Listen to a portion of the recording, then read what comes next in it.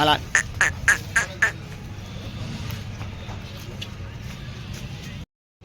જય ગૌ માતા, જય શ્રી રામ।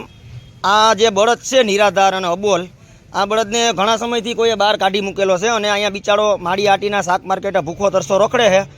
એટલે અમે કેશોદ જયદીપસિંહ જાડેજાને વાત કરી, કેશોદ કેસરી ચેરિટેબલ ટ્રસ્ટ બળદ આશ્રમમાં આ બળદને મોકલીએ છીએ, સારી રીતે અહીંયા જીવી શકે। અને જયદીપભાઈએ પણ કીધું કે કાંઈ વાંધો નહીં, અહીંયા આશ્રમે મૂકી જાઓ તો ખરેખર એ બળદ આશ્રમનો પણ ઘણો સહકાર કહેવાય। તો આગળ વિડીયોમાં તમે જોજો। અને કેશોદ બળદ આશ્રમમાં ઘણા બધા આવા બળદો છે જે પોતાના માલિકો દ્વારા તર છોડી દીધેલા છે, તો તમે ત્યાંનું પણ જોજો કે કઈ રીતના બળદની સાચવણી છે।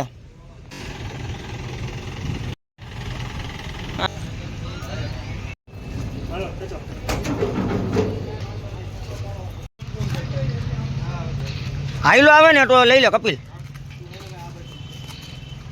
ધ્યાન અંકિત જરીક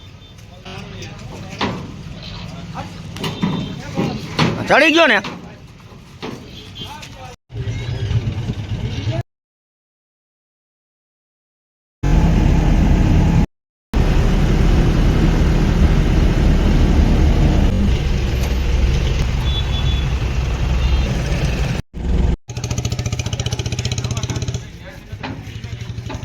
અત્યારે અહીંયા કેશોદ કેસરી ચેરિટેબલ ટ્રસ્ટ બળદ આશ્રમે આવ્યા છીએ।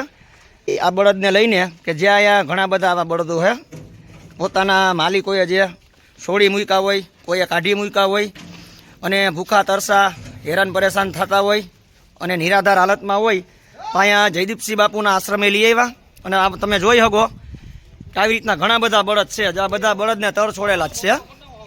અને આ બધા બળદને અહીંયા ખાવું પીવું, સારવાર, દેખરેખ બધું અહીંયા વ્યવસ્થિત હાલે છે।